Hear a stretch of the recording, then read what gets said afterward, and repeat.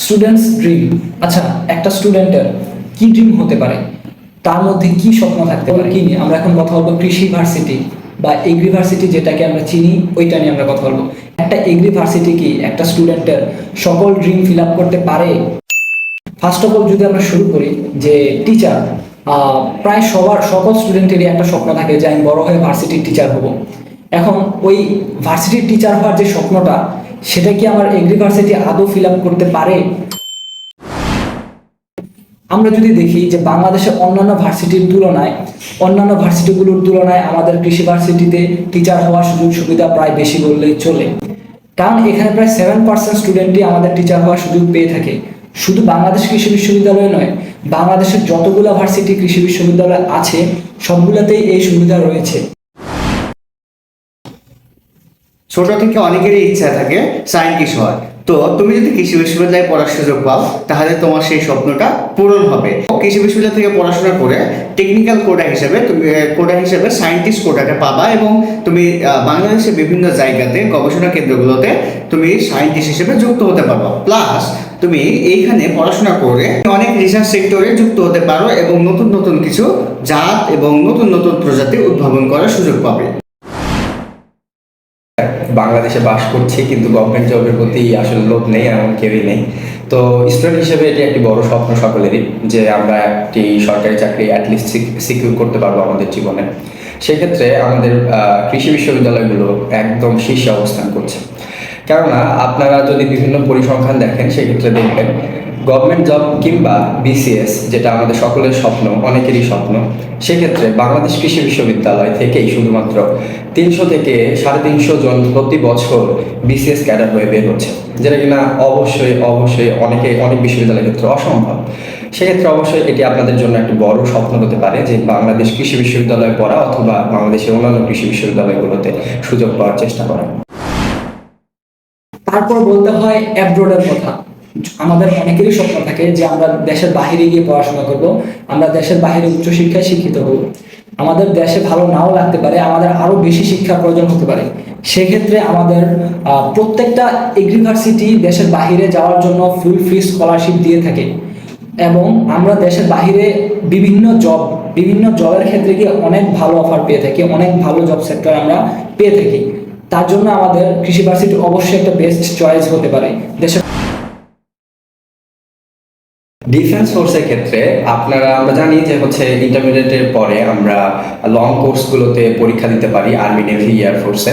সেক্ষেত্রে যদি কোনোভাবে কারো স্বপ্নভঙ্গ হয়েও থাকে, কিন্তু আপনাদের জন্য একটা সুখবর হচ্ছে আপনারা কৃষি বিশ্ববিদ্যালয়গুলোতে পড়েও কিন্তু এই ডিফেন্স ফোর্সের শর্ট কোর্সে জয়েন করতে পারবেন। আপনাদের জন্য একটা বড় সুখবর হচ্ছে এই শর্ট কোর্সগুলো, এবং সেই শর্ট কোর্সগুলোতে এনরোল করতে গেলে বা জয়েন করতে গেলে আপনাদের জন্য যে সাবজেক্টগুলো রয়েছে কৃষি বিশ্ববিদ্যালয়গুলোতে তার মধ্যে অন্যতম হচ্ছে ভেটেরিনারি সায়েন্স।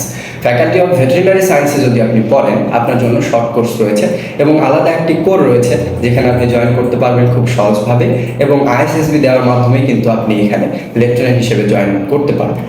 তো যদি বলতে হয় প্রাইভেট জবের কথা, তাহলে এখানে অবশ্যই কৃষি বিশ্ববিদ্যালয় এগিয়ে। কারণ আমাদের দেশ কি, আমাদের দেশ একটি কৃষি নির্ভর দেশ।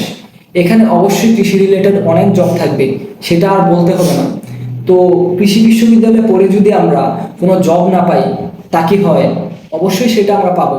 এবং আমাদের প্রাইভেট জব হিউজ সেক্টর আছে, আমাদের veterinary, agriculture, fisheries, animal husbandry, আমাদের প্রায় প্রত্যেকটা ফ্যাকাল্টি থেকে অনেক সুযোগ সুবিধা আছে আমাদের প্রাইভেট সেক্টরগুলোতে। আমরা চাইলে বিভিন্ন গুগল বা বিভিন্ন কিছু দেখে আমরা এগুলা সিলেক্ট করতে পারি।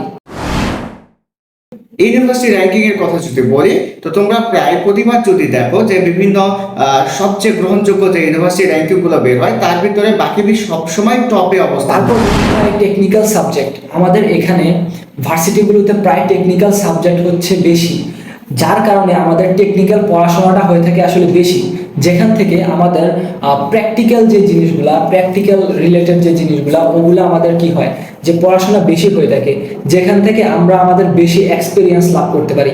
এবং এই এক্সপিরিয়েন্স আমাদের ফিউচারে ভালো জবের ক্ষেত্রে আমরা যেখানেই মুভমেন্ট করতে চাই আমাদের জবের জন্য, সেখানে আমরা যেতে পারি। এবং এইবার আসে ইউনিভার্সিটি সুযোগ সুবিধা নিয়ে। যদি তুমি বাকিবিতে সুযোগ পাও তাহলে দেখো এইখানে তুমি পাবা খুব সুন্দর একটি ক্যাম্পাস, প্লাস আয়তনের দিক দিয়ে দ্বিতীয় বৃহত্তম বিশ্ববিদ্যালয়ের সুযোগ পাচ্ছ। হল সুবিধার কথা যদি বলি, তাহলে তুমি ভর্তি হওয়ার প্রথম দিন থেকে হল পাবা, যেটা হচ্ছে অন্য কোথাও হয়তো সুযোগ পাবা না, এবং এটা সম্পূর্ণ একটি আবাসিক বিশ্ববিদ্যালয়। শুধু তাই নয়, এখান থেকে তুমি যদি পড়াশোনা করো তাহলে এখানে দেখতে পাবে তুমি সব পেশারই লোক, অর্থাৎ তুমি দেখতে পাবে একই সাথে ডাক্তার, একই সাথে ইঞ্জিনিয়ার, একই সাথে এগ্রিকালচারিস্ট। অর্থাৎ তুমি কৃষি বিশ্ববিদ্যালয়ে পড়াশোনা করলে ডাক্তারও হতে পারবা, ইঞ্জিনিয়ারও হতে পারবা, প্লাস একই সাথে ডাক্তার ইঞ্জিনিয়ারের সাথে তুমি আরেকটা ট্যাগ লাগাতে পারবা, সেটা হচ্ছে এগ্রিকালচারিস্ট। আচ্ছা, আমরা সকলেই জানি বাংলাদেশ একটি ওভার পপুলেটেড কান্ট্রি। সেক্ষেত্রে এই একটি জব সিকিউর করা কিন্তু অনেক বেশি আমাদের জন্য চ্যালেঞ্জিং হয়ে যায় অনেক ক্ষেত্রে। অথবা অনেকেই আমরা রয়েছি যাদের হচ্ছে অন্যের আন্ডারে চাকরি করতে ভালো লাগে না। সেক্ষেত্রে সব থেকে বড় সুযোগ একটি হচ্ছে নিজে এন্টারপ্রেনারশিপ নিয়ে কাজ করা। সেক্ষেত্রে বাংলাদেশ কৃষি বিশ্ববিদ্যালয় থেকে শুরু করে যেসব কৃষি বিশ্ববিদ্যালয় রয়েছে, এগুলো আপনাকে যতটা বেশি আইডিয়া দিবে এগুলো করার জন্য, অন্যান্য বিশ্ববিদ্যালয় আপনাকে সেগুলো জেনারেট করে দিতে পারবে না। This will be a very very big problem in the other universities, you know. So you have to choose this university or this university as your choice, you know. So আমি এটাই বলবো যে কৃষি বিশ্ববিদ্যালয়গুলো থেকে তুমি তোমার ভবিষ্যৎ জীবনে যে সুযোগ সুবিধাগুলো পাবে, সেগুলো আসলে অন্যান্য বিশ্ববিদ্যালয় তোমাকে কখনোই দিতে পারবে না, বা অন্যান্য বিশ্ববিদ্যালয়গুলোর অনেক বিশ্ববিদ্যালয় তোমাকে কখনোই দিতে পারবে না, টু বি অনেস্ট।